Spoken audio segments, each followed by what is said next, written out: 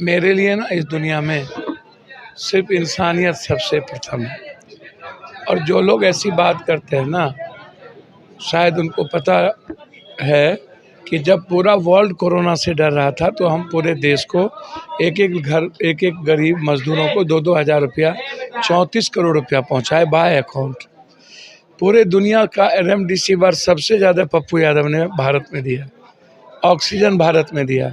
जब पटना बाढ़ में डूबा हुआ था 11 दिन, मुख्यमंत्री से लेके सब सो गए थे, तो पप्पू यादव ने 11 दिन खाना खिलाया।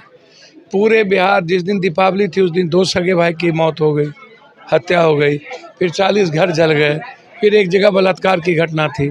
तो मेरे लिए वो दीपावली है। इसलिए तो सर पप्पू यादव को जननायक कहा जाता है। जैसे अभी या वो कोई मैटर नहीं, हमको जननायक से नहीं मतलब है, एकदम नहीं मतलब है।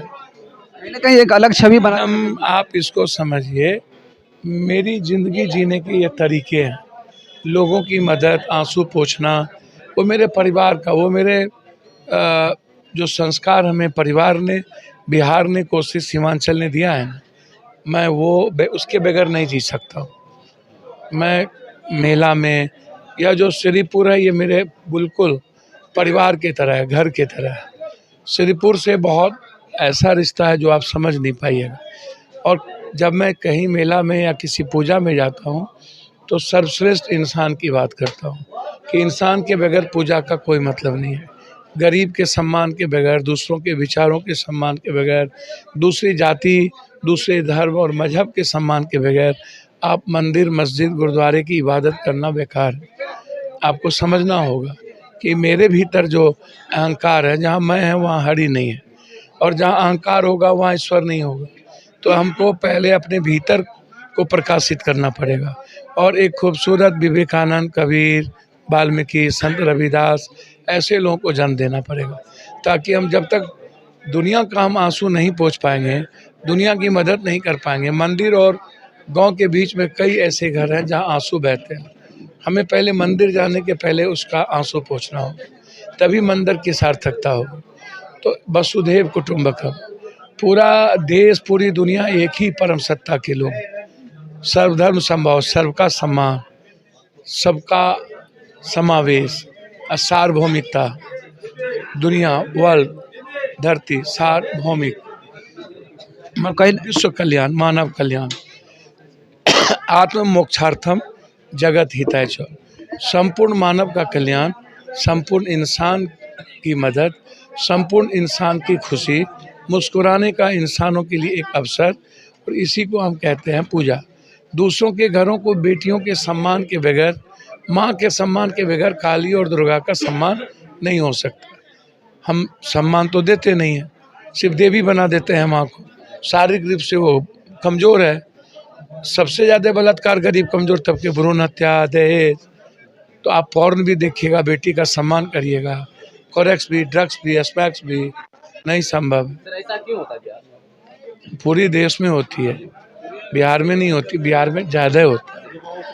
ठीक है, अभी रोजगार, अभी जो सर्वे आया है जिसमें 99% लैपटॉप नहीं है, जिसमें 96% लोगों के पास एक व्हीकल नहीं है। लगभग इस देश में 78-77% लोगों के पास 1 बीघा से नीचे ज़मीन है, और रेस्ट जो है 1 से 2 बीघा के बीच ज़मीन है। 5% से 3% लोग हैं जिसके पास 5 बीघा 10 बीघा ज़मीन है मात्र। तो अब आप सोचिए, 7% ही मात्र BA किया हुआ है।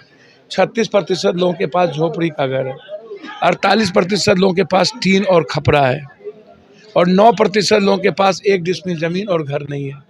तो आप सोचिए कि गरीब और गरीबी के अलावा हमारे पास क्या स्थिति है। लेकिन सर, हम गरीब हैं या तो गरीबी में जीते हैं। लेकिन इस सर्वे को लेकर के कुछ लोग ये भी कहते हैं कि सर्वे हुआ लोगों को जाति में भेदभाव या बांट दिया गया। आप हमको बताइए ना कि ये जो नुनिया है, चंदवंशी है, कहार है, कुम्हार है, जुल्हा है, अंसारी है, सिरसावादी है, कुलैया है, केवट है, केवरत है, गंगोत्री है, मला है, बींद है, पासवान है, राम है, कमार है, ये जो छोटी छोटी जो सबसे कमज़ोर जाति के लोग हैं, आप कभी इसकी स्थिति जाने हैं?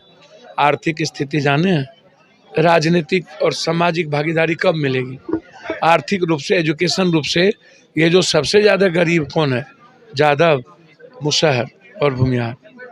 लेकिन सर एक आरोप ये भी लगता रहा है सर्वे को लेकर के कि इसमें जो रिपोर्ट लाया गया है सर की बस की चीज़ नहीं है ये। यदि रिपोर्ट ऐसा होता तो नीतीश कुमार जी अपने जाति को बढ़ा लेते, और जब इसके पहले कभी सर्वे जाति का हुआ ही नहीं तो कोई कैसे कह सकता है कि मेरी जाति ज़्यादा थी। पहली बार जब सर्वे हुआ आज़ाद हिंदुस्तान में तो ये कोई नेता अपने मन से बोल देगा? पहली बार ना सर्वे हुआ, तो जब पहली बार सर्वे हुआ तो यही सच है ना। कितने लोग बाहर हैं, आलोचना करना अपनी फितरत है। जो स्थिति है सामाजिक तौर पर आज बिहार के युवाओं की, देश के बिहार के किसानों की, उस पर चर्चा करी, उस पर बात करनी चाहिए। आज मेरे लिए वो चैलेंज है। मेरे लिए आम आदमी 6,000 रुपया 48% लोगों का इनकम है और 18% लोगों का इनकम 6 से 10,000 के बीच है। क्या हम 6,000 में जी लेंगे? क्या हम 10,000 में जी लेंगे? आंगनबाड़ी की क्या स्थिति है, ममता की, आशा की, जीविका की? हमें बात करना होगा उसकी। हमें बात फालतू चीज़ों से हटके कि इनकम, इकोनॉमिकल फ्रीडम की बात करनी पड़ेगी। धन्यवाद।